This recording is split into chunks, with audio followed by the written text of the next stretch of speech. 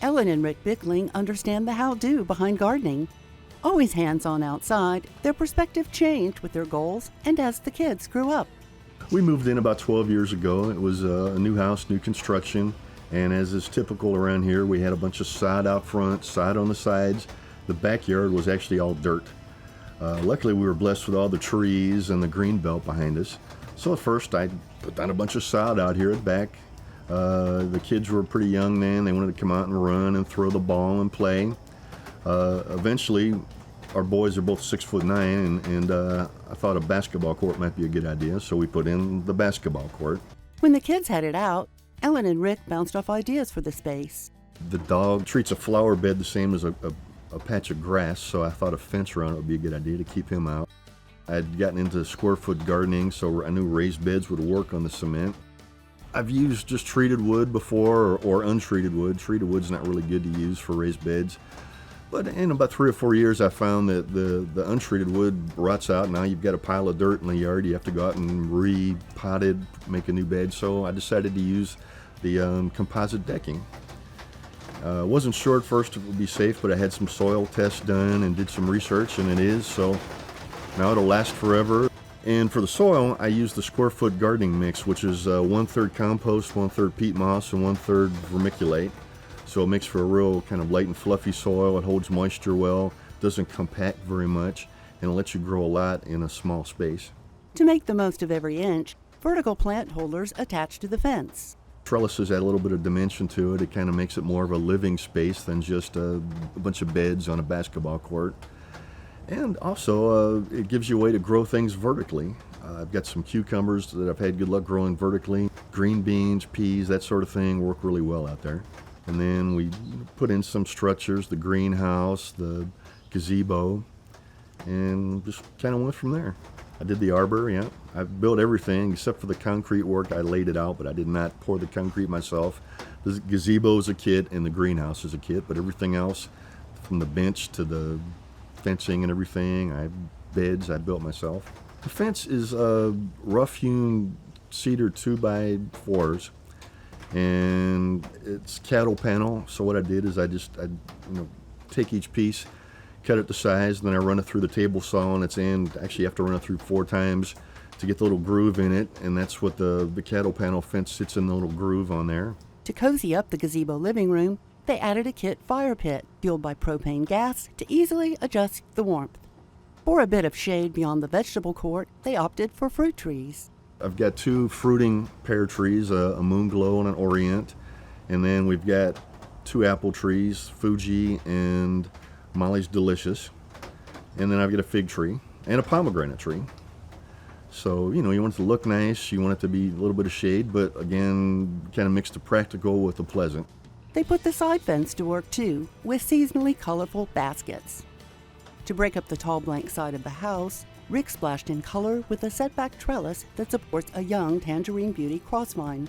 We've got some of the drift roses up there that kind of start off as a peach color and gradually work orange as we go. And then I kind of carried it through over to here with the bench color, and then again you take the color from the bench and pick it up on some highlights throughout the yard, some of the fence art and that sort of thing. When they took out most of the lawn, again they bounced off ideas for the best walkway. Their curving design changes the scape of the land. At first I wanted to put some stepping stones. Those are nice, but that's pretty labor intensive.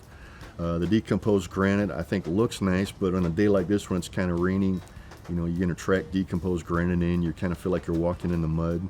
So actually I had the same people that put the basketball court in come back out, and I drew out where I wanted the sidewalks to go, and they poured those in. I put some like a texture paint on it so it's got not just a concrete look to it. Their dry creek bed design started with a purpose.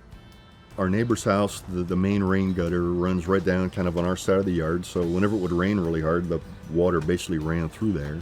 So, you don't really want to force the issue with a dry creek bed. I mean, it's kind of a decorative feature, it's nice, but you got to work with nature and where does the water flow. I dug down just enough to kind of keep it in there, so maybe an inch or two. We've got the large oak tree, all the elm trees. So really, if you dig down almost anywhere, you're going to hit tree roots. Plus, it's real shady, so that really limits the kind of the palette of plants that you can use in the shade. So finally I said, okay, well, let's just put some nice pots down. We love having the green belt behind us. It's real quiet, the trees are nice, but by the same token, boy, there's a lot of gray and a lot of green. I never thought I'd say there's too much green. That's kind of why I came up with the fence art thing and a little pop of color in pots and things like that. And it kind of livens it up a little bit, but it's not just crazy, oh my gosh, put the sunglasses on, that's too much. We used to own a custom picture framing store, so I can cut a 45-degree angle on a piece of wood and hook them together and make a square. So I had some scrap lumber laying around. I'd kind of cut a couple different shapes, and I had some paint that I'd use for different benches and stuff, and made one, painted it, and hung it up on the fence, and it looked kind of cool, and made another one and made it a little bit fancier, and just kind of went from there. Through their projects, Ellen and Rick pumped up their backyard's destination image. So the sidewalk, the creek bed, and the basketball court was already here. That kind of gave us the backbone as to, now it divided up. Instead of just a big blank backyard, we had little segments.